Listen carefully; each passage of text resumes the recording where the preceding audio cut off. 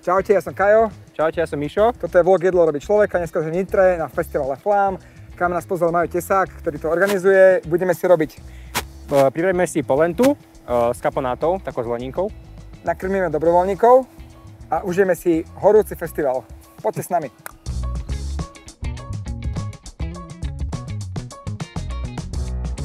Díky, že si nás sem zavolal, kokos, máš tu krásne. Flám festival, 10. ročník? Jo. To som mal koľko rokov? 18, keď si to robil? 20, 21. Hej. No. A takto mladý chalán hneď festival si spraví? To sa ako my stane? sme robili nejaké veci na strednej, v rentaloch sme robili technikov kapelných a tak sme si povedali, že v Nitre nič takéto není a tak sme založili festival. Jo, teším sa. Majo, ty takto môžeš povedať, že čo ty a jedlo? Aký máte vzťah? Ja hovorím, že už som povedal Mišovi, že sa tu budem teraz pred ním akože hanbiť, ale je to pre mňa, psychohygiena, však proste je to manuálna robota, ja tým, že robím akože nerobím úplne, že manuálnu činnosť a strašne rád varím pre veľa ľudí. Ja sa teším jednak aj z toho, že mám spolubývajúcich, že snažím sa, a však teraz aj jak sme mali festivalový team building v Lublane v apríli, tak som stával hneď prvý. Mali sme nejaké také strašne zaujímavé ubytko, Airbnbčko, kde sme boli, že všetci 12 na jednej obrovskej izbe, lebo tak boli aj všetky veci vybukované. A tak som prvý stával a varil som pre celý tým, takže to je akože to ma strašne... To ma strašne baví a stále hovorím, že napríklad aj keby som bol, neviem, že v armáde alebo niečo, tak aby som bol že určite kuchár. OK, takže te baví variť si sám a tak akože kamošom a tak, že varenie je tvoja... Hej, a strašne rád fermentujem, akože to... Že úplne, že všetko, že čo sa dá, teraz som úplne... Že snažím sa nevyhadzovať veci a vlastne potom také, že keď sú nejaké že odrezky niečo, tak to jednoducho normálne zalejem vodou, vypočítam 2,5% soli a buchnem to do špajza a uvidím, čo z toho bude. Ale to vždy dopadne dobre, však to je... Strašne veľa ľudí mám pocit, že sa bojí proste toho fermentovania. Áno, tak je to také, že... Ja som ešte nikdy nefermentoval. Prepáč, ježiš, vidíš to. Mišo, a ty fermentuješ doma? Vieš čo, nejak nemám na tom čas, ani nekvaskujem.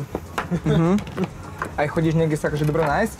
Že jedna vec je, že si doma varím jedlo a druhá vec je, že hľadám gastrozážitky a chodím cieľene za nimi. Či máš takéto hobby? Vieš čo, áno, aj vždy, keď som aj niekde na dovolenke, však idem teraz inak po Flame stredu do Talianska na dovolenku. A ideme do mestečka, kde sú aj akože 3 Michelin Guide reštiky, tak to obeháme. A kto má na starosti na vašom festivale jedlo? Lebo to je tiež niekedy akože dosť dôležitá vec, súčasť festivalu, že ako sa tu ľudia najedia. Ako to u vás vnímate, Flám a jedlo? Vieš čo, tak my sme od roku 2020 čisto vegetariánsky festival, že sme spravili proste ten move, že... Neboli, hej? Nie, že spravili sme ten move, že jednak je nás strašne veľa vegetariánov proste v tíme a berieme to tak, že tí ľudia... Že tie festivaly sú podľa mňa aj taký priestor na skúšanie nejakých vecí, ktoré sa potom dajú možno že aplikovať nejaké akože väčšej praxi alebo ukazovanie nejakých aj trendov.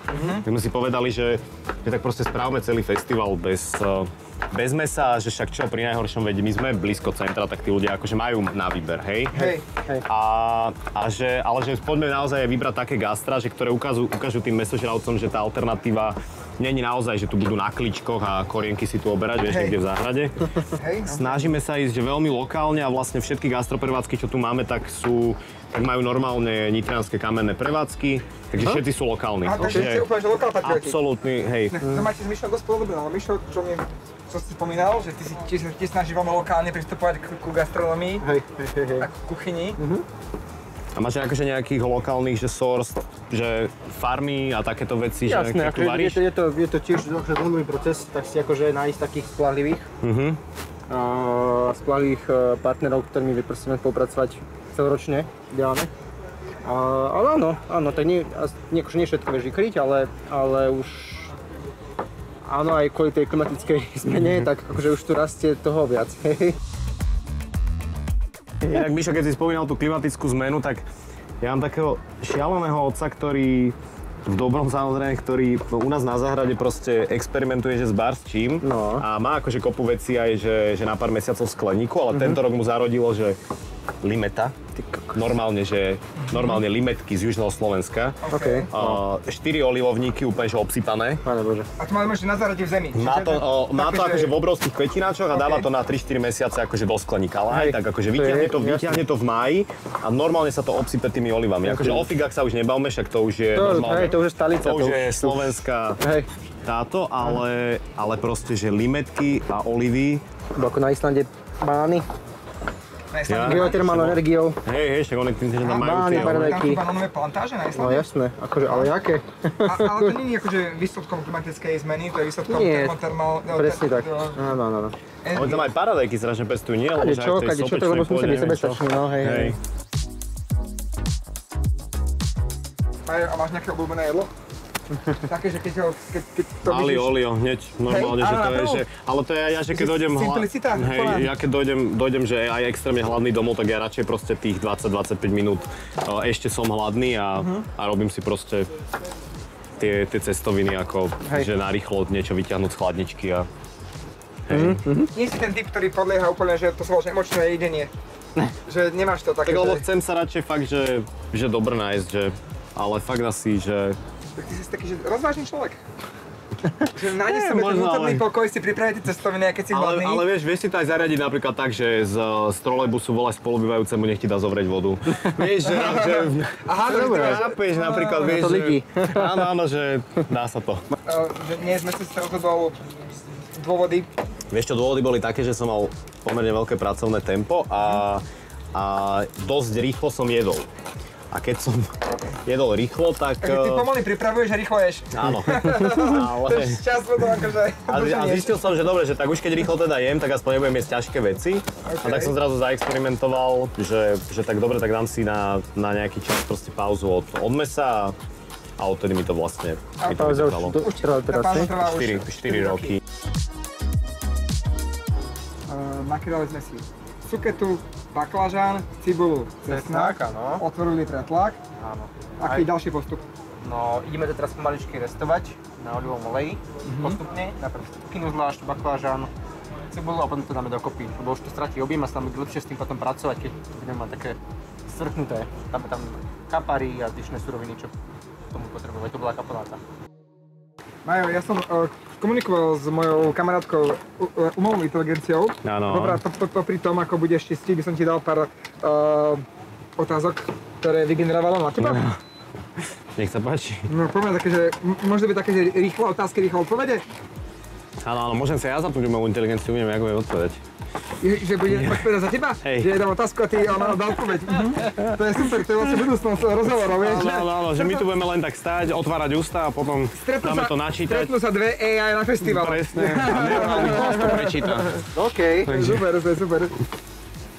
Takže prvá otázka je, že ak by bol tento festival soundtrack k nejakému filmu, ktorý film by to bol?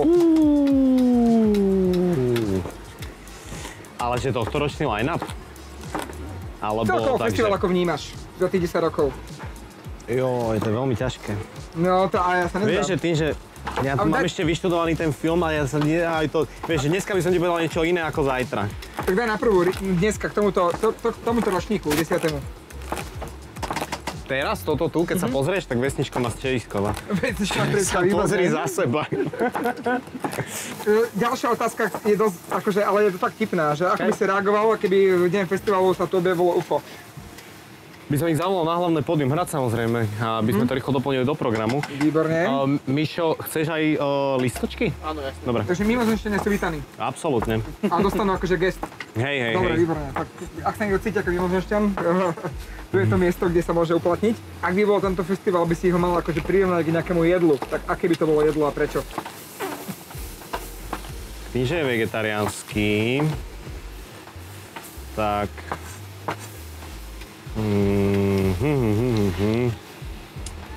Nejakému jedlu? Vieš, máš rád chili, možno trocha pikantné. Áno, akože bolo by to Po tej určite, pomoci, bolo by to no. určite niečo pikantné. Asi by to bolo také... Nejaké také fusionové chili sin carne. OK. Ale také, že vážny Áno, nárez. môže byť. Môže byť, jasné. Otázka na telo, keďže si filmár. Ktorý filmový režisér by podľa teba najlepšie zachytil atmosféru tvojho festivalu vo filme? Edgar Wright, Presne, za to som povedal toho baby drivera. OK, takže to máme vyriešené veľmi rýchlo. A je nejaké miesto v Nitre, kde keby sem prídem prvýkrát v živote alebo druhýkrát a bol som v centre, by si mi odporučil, že keď prídeš do Nitry, tak sem poď? Akože určite Hyde Park, tu kde robíme festival, že je to obrovské outdoorové kultúrne komunitné centrum, tak treba sa tu podľa mňa zastaviť vždy, keď je tu nejaký event, alebo aj keď tu nie, lebo je tu obrovské komunitné ohnisko s grillom, je tu U-rampa, je tu bajkový pump track, tá obrovská komunitná záhrada, akože vieš, keď tu kultúrne eventy tu strašne často bývajú nejaké jogy, malé trhy, takže to je že úžasné. Máte nejaký web, že Hyde Park? Áno, hydepark.sk. Čím viac takýchto miest by bolo na Slovensku, tak tá krajina by bola akože že inde.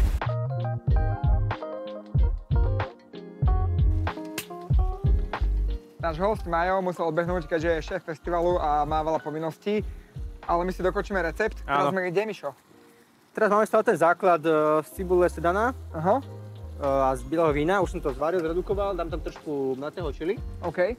A teba poprosím, aby si, máme tu lúpané paradajky celé, No. aby si ich tak jemne pomačkal.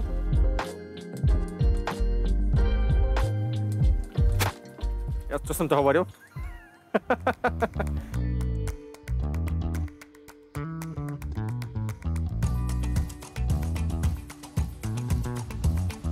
Teraz si dáme do polenty parmezánu však. Áno, poslednú vec už iba. Poviem tam, že osvolené je tam maslo, takže už len parmezán. Podarilo sa. Variť pre 100 ľudí není vôbec žiadna sranda. Mišo. Tebe a všetkým kuchárom, ktorí varia pre veľa ľudí, teraz skláňam, dávam dole svoju šiltovku. Lebo je to ťažká robota a je tam veľké teplo. No a Majo, ďakujem za krásne pohostenie, za rozhovor. Ja ďakujem. A my tu máme prvého jedáka, Nikolás, poď.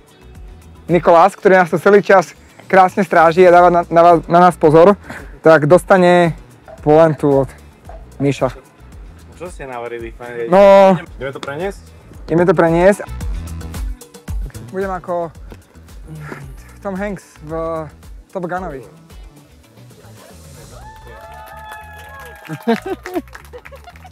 Kam to sem?